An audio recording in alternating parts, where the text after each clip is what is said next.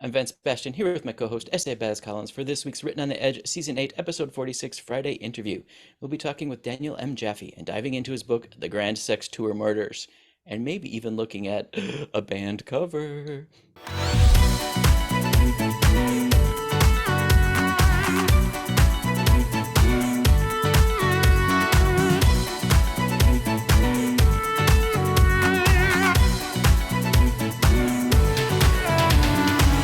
So, let's get to know our guest.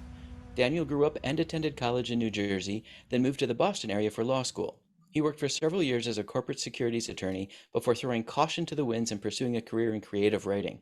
After his partner and future husband, Leo Cabranes-Grant, accepted a university teaching position in California, Daniel moved with him to Santa Barbara. Several of Daniel's short stories have been nominated for a Pushcart Prize, and dozens of his stories, essays, and articles have appeared in anthologies, literary journals, and newspapers in many countries and languages. His work has been taught in college and university courses. He holds degrees from Princeton University, AB, Harvard Law School, JD, and Vermont College, M.F.A. Daniel, welcome to the show. Thank you. Good to be here with you both. And thank you for gracing us with that pedigree. Holy cow. Yeah, I'm like, Oh, it's okay, kind. and I know how to make people laugh. That's the extent of my. So in that bio, there's a little hint that you started in law and then said, nope, creative writing is my place. What caused that spark? What caused that change? Where was the impetus? Well, it's a very much a push-pull. I worked as a lawyer. I come from a good Jewish American Northeast family where in the 60s and 70s, the kids were destined to become lawyers, doctors, or engineers. And I was no good at science or math, so law was my So what good path. were you? And it's kind of, that's just, it was assumed. And, I drank the Kool-Aid and okay, fine. And I knew that it would give me, financial security, which is, always helpful. So I went to law school, hated law school, worked 2 summer jobs in law firms while in law school, hated them. I kept thinking it was just the particular job. So I started working full time and in one of the traditional stereotypical sweatshop law firms. It was just awful. And then I went, got a job in a corporation, and I just didn't care for it. And then I got a job in another place. And that second corporation, the boss was wonderful. My coworkers were terrific. Everything was great, but I just didn't enjoy it. So I could no longer blame it on the particular job. I just had to recognize that the profession and I were not the best mix. So then I decided, well, I need to look for something else. What is it I really want to do? And I remembered a passion I had growing up ever since I was a little boy, which was writing little stories and poems and plays. When I was in first grade and just learning the alphabet, I would go down to the basement and plunk out little stories on my mother's old typewriter. And they, were silly little things with wrong spelling, but I loved doing it. And that continued through high school. And that all had to come to an end with college and law school and working as a lawyer, and who had the time or the inspiration. So in reflecting on it, it's like, well, I want to try this. So I made a deal with myself while I was lawyering that I would try to write a novel. And if when I finished a draft of the novel, I still wanted to write, I would give notice and leave the profession. So it took me 2 years working nights and weekends, writing a novel that we won't discuss because it does not deserve ever to be mentioned again. But I enjoyed the process so much. And for me, it was like, oh, yes, this is how I want to spend my life. So I gave notice and helped my boss find a replacement. I was not in a rush, but I did want to leave. And so everybody was happy. An old friend of mine loved the idea of taking my job. My boss liked him, so he took it. So it was great for everybody. And then I started writing and publishing short stories at that time. There were some gay literary journals that were taking my work. Christopher Street was one that's not Nice. in print anymore, Hmm. and then some others. And I did that for a couple of years on my own. And then I kind of realized, I'm not going to be making money at this, and my savings will only go so far. So maybe I better get a master's degree so I could teach, in a more lucrative way. So I did. I pursued a master's, and before I completed it, I was teaching. I started a lesbi gay writing workshop at the Cambridge Center for Adult Education, and that went on for eight Nice. years. And I taught Wow. it 4 times a year. It was a fantastic experience. Yeah, Worked I with so bet. many wonderful, younger writers, several of whom have gone on to publish. Hmm. And it became kind of a little community center space where some people would come back quarter after quarter or come back after a couple of years. Other people new to town just wanted to meet people, and they joined the workshop more as a social way of being than actually for writing. But we all had a great time. But then after I got my master's, so then I was able to teach and earn a real income, from that. And so I have been teaching creative writing for over 20 years at the UCLA Extension Writers Program, both Mm. online and in person after I moved to California. And then I just kept writing and then publishing novels, short story collections, other books, and I never looked back, and it was the greatest decision I ever made, other than meeting my husband and Well, staying there with you him. go. There Those you were the go. two great decisions, That goes without saying. That goes without saying. without saying. Okay, so what I need to know from all of that was, did you ever have the Rose Weissman moment with your mother, or the A. Weissman moment with your father about you leaving what you were doing to go do this writing thing? A What do you mean moment. you want to do comedy? A moment. A. Weissman. Okay, okay, good to know. No, my parents, bless them, they were wonderfully supportive always, and believed in education and everything. But when I told them in advance I was thinking about leaving law, and I don't think they believed me. And then when I gave my notice, my fa- my see, my career as a corporate lawyer was actually living my father's dream, because my father had worked his way up into corporate America. His parents were immigrants, so here he made the huge transition of moving into mainstream white bread America with tremendous financial security. I mean, he really did amazing stuff. And I remember the day I called him from my office after I gave notice to my boss, and I said, "Dad, I did it." He said, "What are you talking about?" I said, I resigned, and there was silence on the phone. And I said, "Dad," he said, "I'm having a heart attack." And that was his response. It really Um, was. mom was, mom was more at that time, like, "Oh, well, you have to follow your dreams," but she was like, "Are you sure? Are you sure?" And then a few years later, when I told them, "Okay, I'm going for an MFA," they questioned, "But won't that be expensive? You won't make the money back as a writer." As opposed to undergrad and law school, which were much more expensive, of course. But in their defense, they were right that as a lawyer, I was making the money back, the education cost back very quickly. Right. With the MFA, it took longer working as a teacher, a writing teacher, but eventually I convinced them, and to my incredible joy, my father, after I think my second book, said that I made him proud, which of course Oh, is what we all want to hear from dad. That's awesome. And that was, I have to say, that was um, after he started reading my first published novel, which was incredibly racy, gay themed novel about a promiscuous Jewish character who was very blasphemous.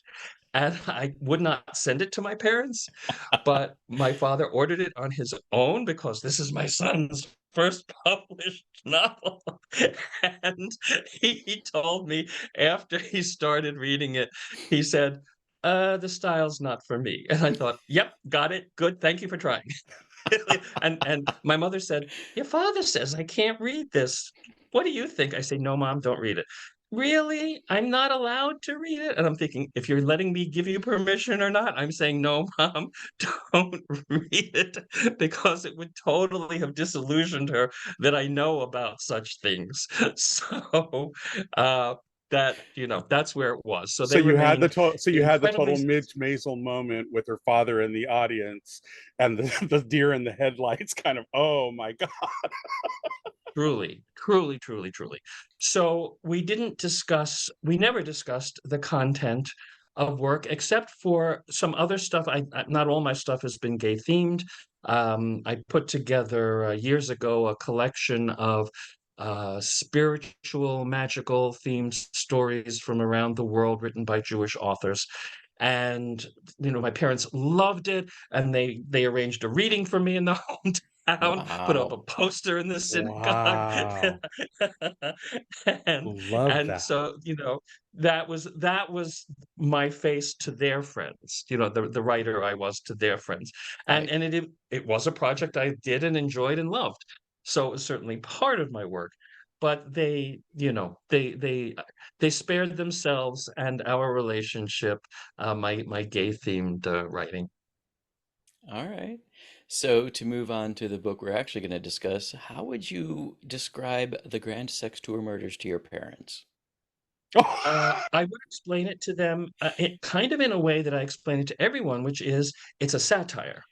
Okay. So it's not meant to reflect reality. It's meant to be poking fun. It's a satire about a serial killer who stalks a group of young men. That's how I would put it to my parents. Now, to everybody else, I would take it a little further and say, okay, so the serial killer stalks a group of young men who are engaged in a live streaming sex competition throughout the bathhouses of Europe. Wow. And he starts following them, and he starts killing one at a time, bathhouse after bathhouse, in very creative ways. And gradually, the producer of this sex tour competition starts realizing, my contestants are not just dying. There's something happening here. And the producer has to make a decision whether or not he should end the competition and save the boys, or should he keep it going? Because the more that contestants get killed, the higher the number of subscribers online. There is Oof. more intense gambling on Oh, who's going to win and who's going to get killed. wow. And so the money starts really flowing in. And eventually, well, I won't say eventually what happens, but that is kind of what it's about. And what the novel is trying to poke fun at is sort of three things. One is sort of murder mysteries in general. We lose ourselves in them. I certainly do when I'm Mm. reading or watching a movie. But when we stand back, it's kind of, well, they're kind of manipulative in their own way. Another thing is reality TV shows, which Hmm. I think have become so bizarre, some of them, and these romance competitions and all that. So it's poking fun at that sort of thing, and it's poking fun at the prevalence of live streaming gay porn. I mean, I assume there's the same with straight porn, but I don't watch it, so I don't know. I do watch gay porn on occasion, so I'm a little more familiar with that. and and that is also over the top, with the kinds of scenarios that go Right. on. Hmm. So the novel pokes fun at those three things, and I feel very fortunate that reviewers have really picked up on the humor. That the novel is a combination of the grisly darkness that comes from murder mysteries, but also quite funny throughout. I have to ask, where did the idea for this come from?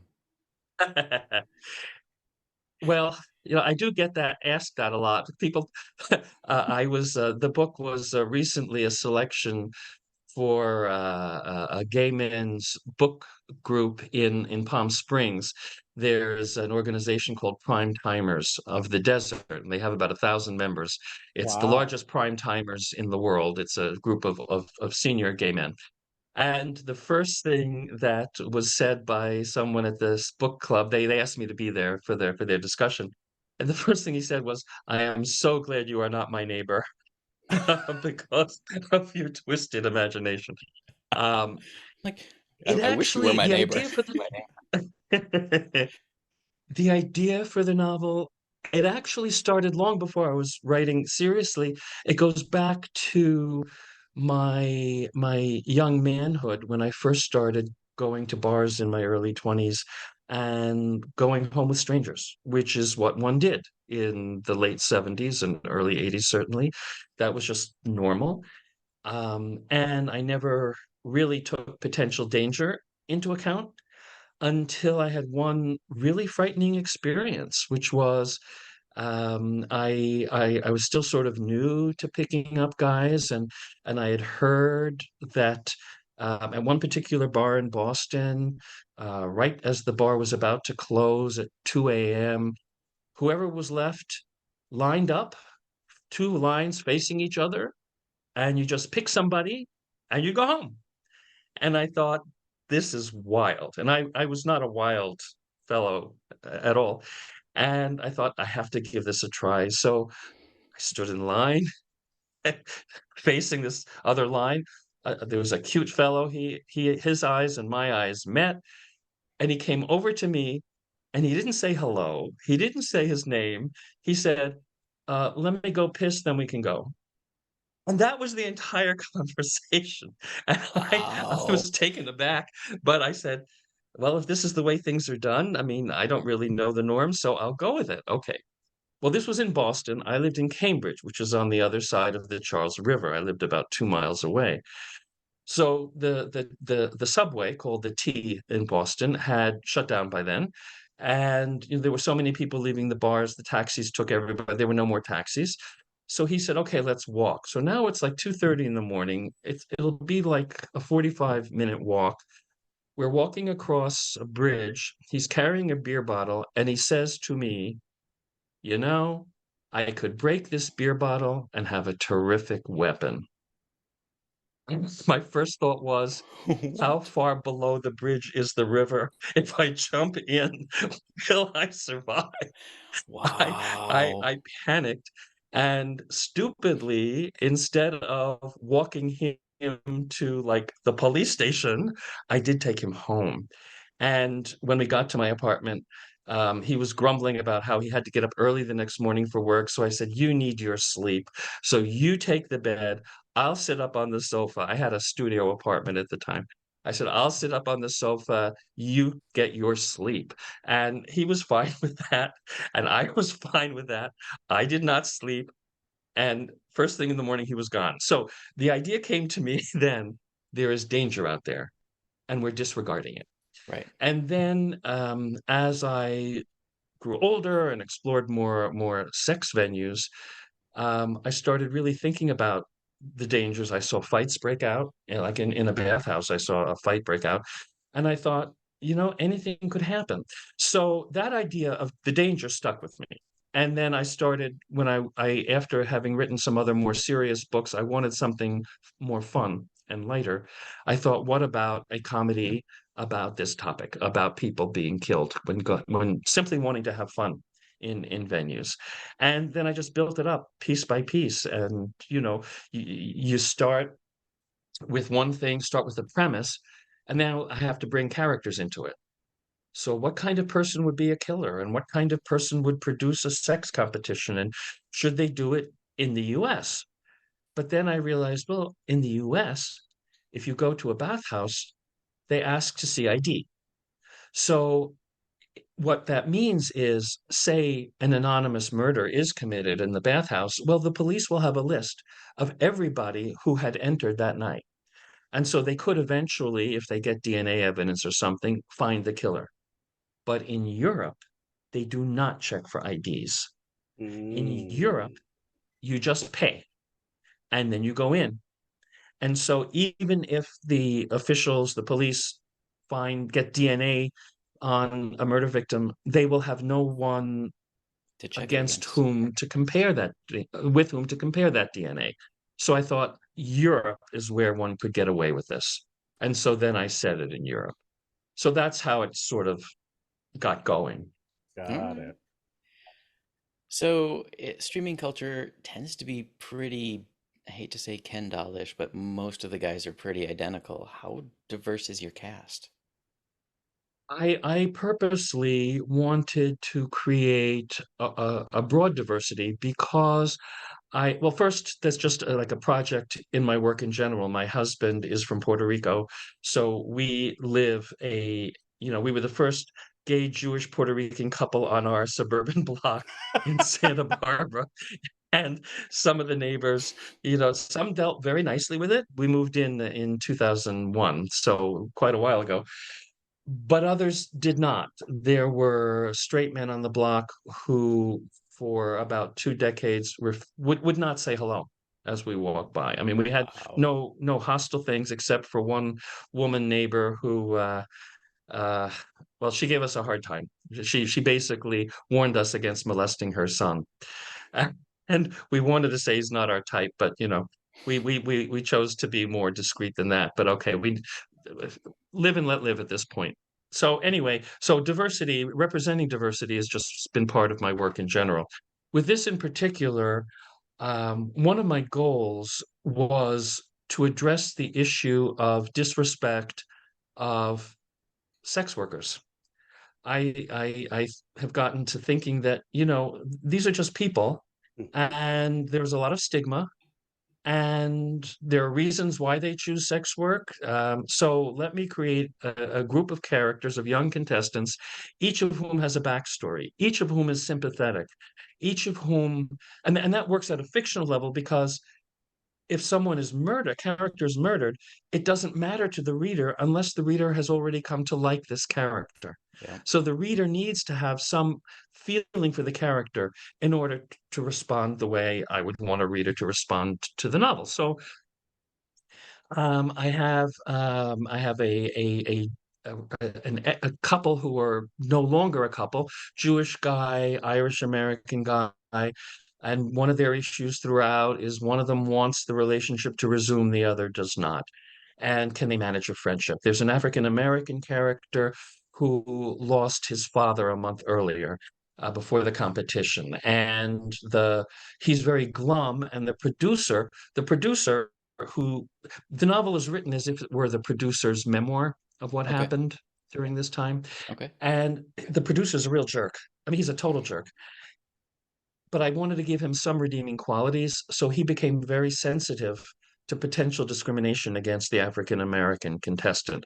So when he saw this fellow sort of not sitting with the group and being kind of glum, he didn't know that the guy had just lost his father. So he went over to him and said, if any of these boys, other contestants, and I say boys, they're all over 18. If any of the boys um, gives you a hard time for being African American, you tell me and I'll set them straight. And so that's kind of a redeeming quality in the producer. He really lacks prejudice. And then there's a Japanese immigrant character, and I wanted to have someone who actually immigrated himself to bring in that dimension. There's, of course, a Puerto Rican character. I always have to have, in honor of my husband, I always have to have a Puerto Rican character. Nice. There's a huge muscle man, and there are a couple of other fellas sprinkled in there as well. So we have a variety of types. And The serial killer, we don't know really much of anything about him ethnically other than he's white. He's a 60-year-old white guy, but he was adopted and then in foster care as a kid, so he doesn't know much about his own background in that regard. So there is great diversity among the contestants, and I then really worked hard to make sure that each of them comes across as a man, not a stereotypical man, but a man with the range of behaviors that and feelings that men have. Nice. So rather than ask questions about plot that could lead to spoilers, I'm going to ask you to fill me in on this teaser about a band cover. Okay. This was very interesting. The novel first came out in 2020, and this was with a wonderful small press in the Palm Springs area called Rattling Good Yarns Press. It's run by a couple, and one of whom was a businessman marketing type, the other of whom was an author. and they decided that their mission would be to promote works of gay men and women, actually the whole spectrum, lesbi, gay, trans, they're open to all of it, the whole rainbow, of authors whose work is typically overlooked in mainstream publishing. And even in gay publishing, because gay publishing has increasingly veered toward romance and mysteries and sci-fi, the more genre things that sell better. I mean, we can't fault anybody. Those do sell better than other kinds of fiction. So these publishers wanted to do the other stuff. That they do memoirs. That's not really getting out there much. So okay, so I started working with them, and the fellow who was my editor, Ian Hensel, um, he and I had many conversations about book covers, and I was inclining to be more conservative. He was inclining not to be. His philosophy was you have to. The sizzle sells the steak was a phrase he said. He wants the sizzle. So I will show you the I first want that cover. on a t-shirt. Yeah. This is the first cover. Okay. Wow. So as we can see, and this I participated in the photo shoot for this. It is my hand holding the knife. Wow. Okay. Epic. So what this is in the Palm Springs area. If you know Palm Springs, there's a neighboring town of Cathedral City, Right. which is where these publishers live. So one of two of their friends in Cathedral City had just had their bathroom renovated with this metallic kind of tile. So Ian got the idea that will kind of look like a bathhouse. So he got two guys to model, with one, as you can see, pressed up behind the other. And then my hand holding the knife was kind of to represent the serial killer stalking them. Okay. Well, there is no frontal nudity. It is the only nudity we see is someone's back. Right. Those of us who understand the logistics of body position know they are at most hugging. They can't be doing really anything else. He was Okay, cold. but it's a creepy cover. Well, I was a little uncomfortable with it, but okay, so we went with it.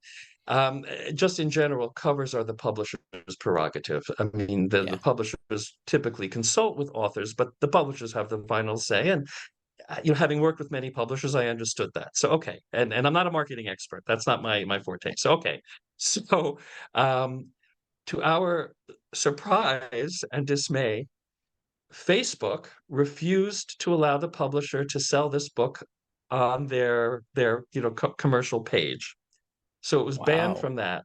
But more than that, in order for books to be made available to libraries, they go through a central distribution service.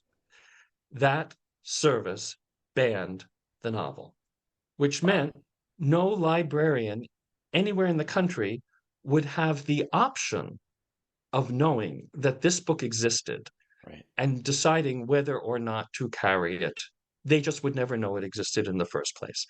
So, we did make a little bit of a fuss in promoting it, saying banned, banned book, and so that got some attention. But the sales were not what we had hoped, and were at odds with the reviews, which were really strong. Huh. Um, in fact, when we came out with the second edition, Mm-hmm. reviews were much more receptive. Now, this cover was a picture I took in Prague Oh, nice. of a statue in a square, and Prague is one of the cities where the young men go to a bathhouse. And I thought, this is appropriately creepy. It's a stat. There's like, it might be hard to see on screen. There's a guy standing up. There's a guy behind him kind of issuing a warning about something with his hand outstretched. There are clouds in the sky. It's sort of ominous. Right. Mm-hmm. And so it just conveys an ominous feel. And this has been very well received. And there's a review publication out in print, which picked it as one of the 10 favorite books of the year. So Nice. we're delighted with that. So we all learned, and the publisher, recognizes that maybe too much sizzle is not the wisest thing when it comes to That steak was well selling. done. Too much Yeah, sizzle, you that's might get it. You don't burned. want char.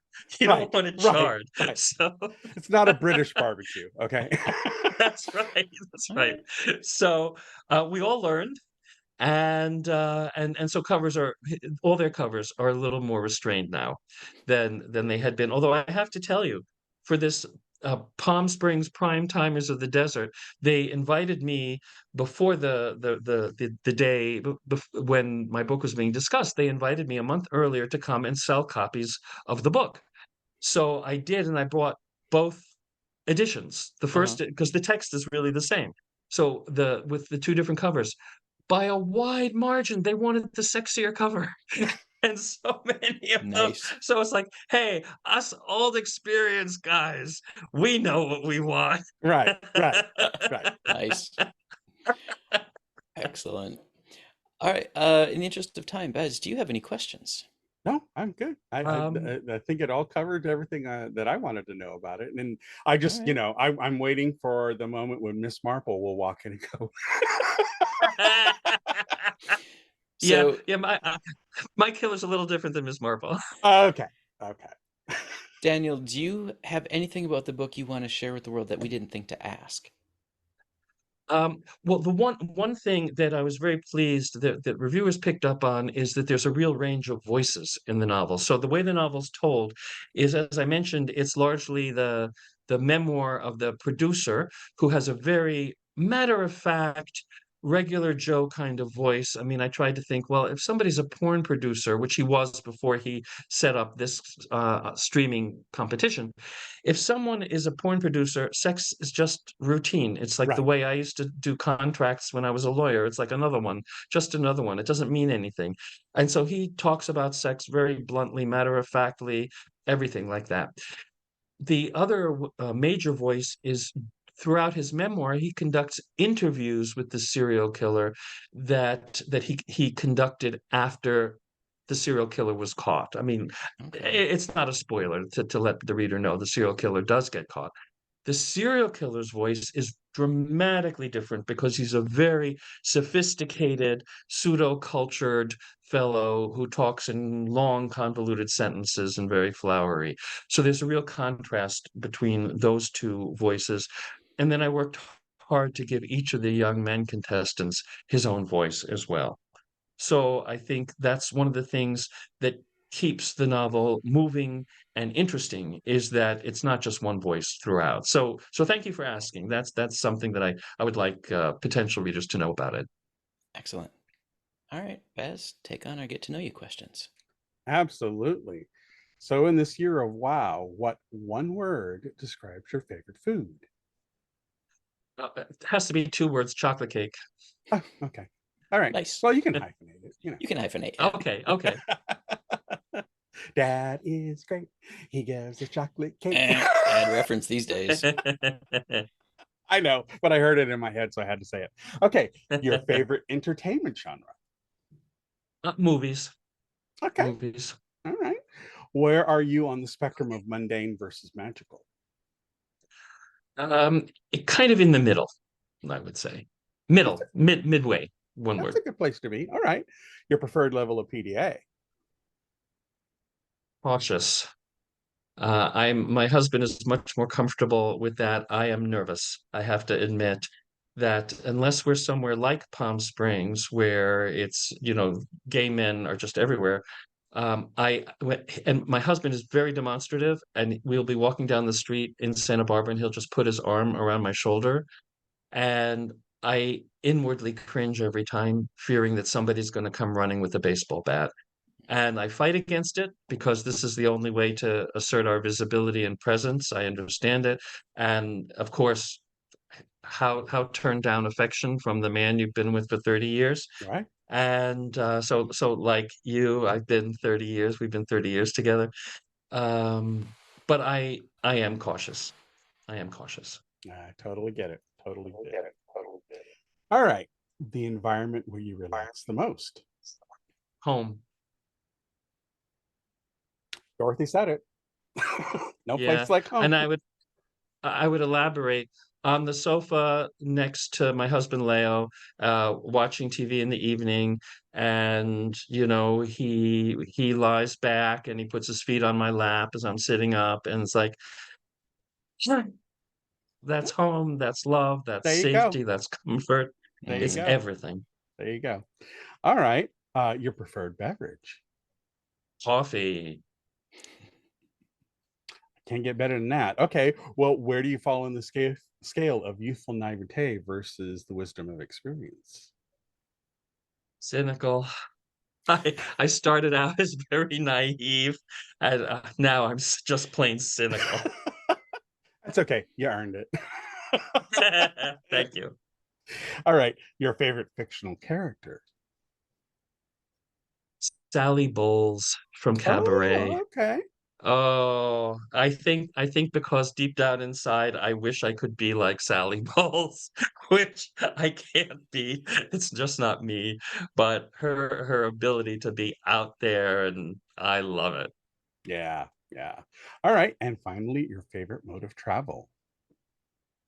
Um, I'll default to say driving.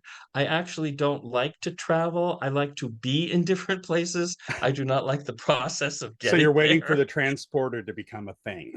Oh gosh, Star Trek, beat me up. Yes, that's what I want. Um, I I over the years, air travel has gotten so annoying, Oh yeah. that in the past, I might have said air travel, but not anymore. So Yeah, now we've driving, but not because I like to be on the road, just I feel more comfortable. we've lost all civility when it comes to public transit. So Yeah. unfortunately. All right. Well, you made it through the list. Bravo. Mhm. Thank you. Kisses. So, what's up next for you? Are you doing any more on the book tour? Are you writing something new? I have a new short story collection coming out the end of March, from the same press, Rattling Good Yarns Press. It's called Domestic Affairs: Tales of American Males. Each short story is in a different city or rural or suburban community somewhere in the United States. And I deal with all different kinds of ages and issues. A number of the stories are sort of surrealistic, magical. Others are realistic. I really experiment with style in this collection, and it's a companion collection actually to the first book that I did with Rattling Good Yarns, which was also a short story collection called Foreign Affairs, Huh. which was about men's experiences with romance, sex, and love in various cities around the world. This one is about domestic affairs, is about experiences in the U.S. And so that'll be out in March. We've put it to bed. We're done with it, and we're now in the preparation and promotion phase. So we're beginning.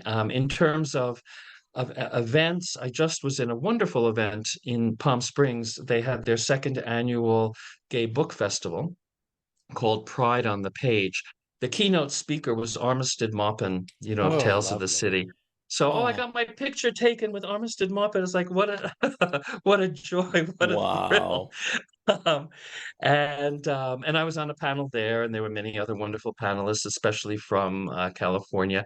So that was that. In a couple of weeks, I will be with my two editors, my two publishers. The three of us will be leading two different writing and publishing workshops in Palm Springs at the LGBT Community Center. That'll be November 8th and November 15th. And anybody can sign up. They just go to the website of the LGBT Center in Palm Springs. We'll be there. So if Perfect. anyone's watching this and would like to come to the workshop, let me know that you had a chance to see the discussion of the three of us, and that'd be great fun. Excellent. All right, where is the best place for people to follow you and keep up with the updates of all the upcoming projects? I would say my website, which is simply danieljaffe.com. I always post everything up there. I am on Facebook, Hmm. but I don't know that everybody would be able to access stuff. And that's the extent of my social media savvy. I look at Instagram, and I don't even know all the others, and it's like, okay, this is where my age shows. It's too much for me. I can write the books. I'll let my publisher do more of the promotion. Totally fair.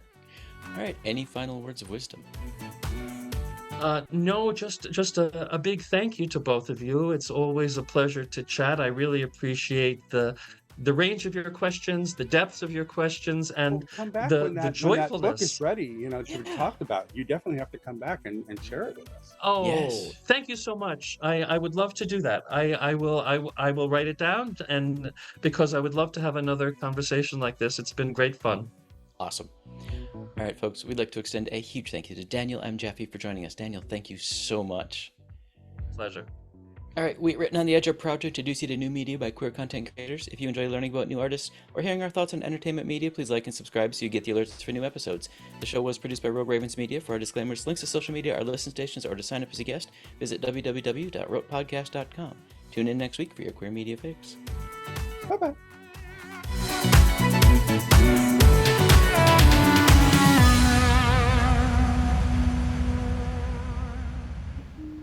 Oh, what's that? Closing time. Bum's Rush and Melody, dear.